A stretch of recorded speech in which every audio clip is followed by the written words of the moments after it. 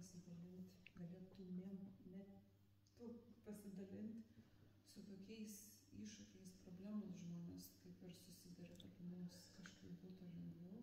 Nes aš taip suprantu, kad reikės iš esmės pertvarkyti savo, nereikės, o noriu pertvarkyti savo dienotvarkę, kaip gyvenu, tai vat, kaip gal apsisaugoti nuo kažkokių pagrindinių esminių dalykų, kur gali kažkaip paslysti netyčia.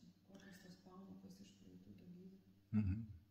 Su kokiais iššūkiais susiduria žmonės, kokios pamokos iš praeitų mokymų, ar ne, ir kaip suplanuoti save, kad nepaklyst, nenuslyst kažkur, į ką reiktų atkreipti dėmesį. Natūralūs proto klausimai, kurie protas nori, kad būtų kažkaip, ar ne? Kad būtų tiesiog teisingiau, kad būtų geriau, kad aš galėčiau suplanuoti, kad būtų kažkaip kitaip. Tai yra noras žinot, kaip turi būti ir noras vykdyti tai, eiti pagal taisyklės. Tai natūrali proto būsena ir šitaip ir gaunamės.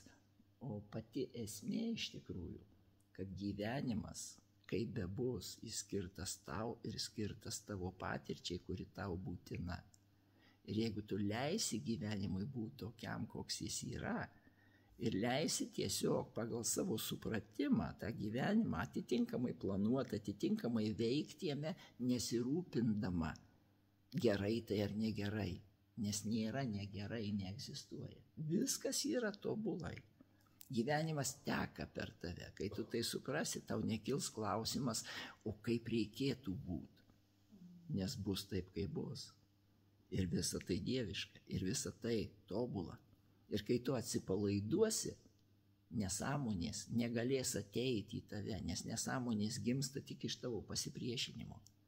Viskas, kas įtempta, skausminga, gimsta tik iš jūsų pasipriešinimo. Ir kai jūs nustojat priešintis ir aiškintis, tada atpalaiduotos smegenys ir teka visa energetika visai kitaip. Ketinimai kitokie, veiksmai kitokie, viskas kitaip. Ir tada gyvenimas teka kaip upė, lengviausių kelių, kai tu nebandai reguliuoti ir statyti užtvankų. Neįverži upės, ji teka lengvai. Tai tekėkit lengvai, nesiaiškinkit. Dabar tiesiog žinot, yra laimingo gyvenimo raktas, ar ne?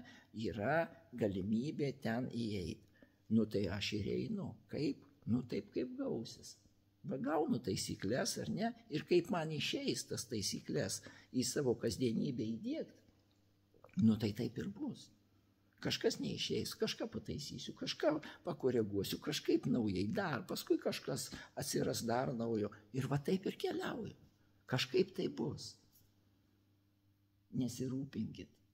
Mus mokino nuolatos planuoti ir nuolatos spaust save, kad pasiekti rezultatą tokį, kokį nurodė kažkas mums.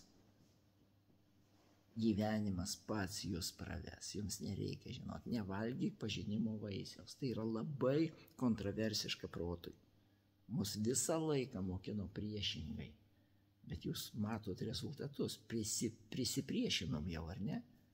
Tai gal atėjo laikas tikrai paleist, gal atėjo laikas atsipalaiduoti ir tekėti pačia lengviausia vaga upiai. O nelipt per kalnus ir šokti paskui nuo krioklių ten ir taip toliau. Nu tai sudėtinga, skausminga yra. Tai atsipalaiduokim ir leiskim gyvenimui tiesiog pratekėti. Atėjo tau galimybė sužinot kažką patirt ir pagal tai, kaip dabar jauti, ženk sekantį žingsnį ir viskas.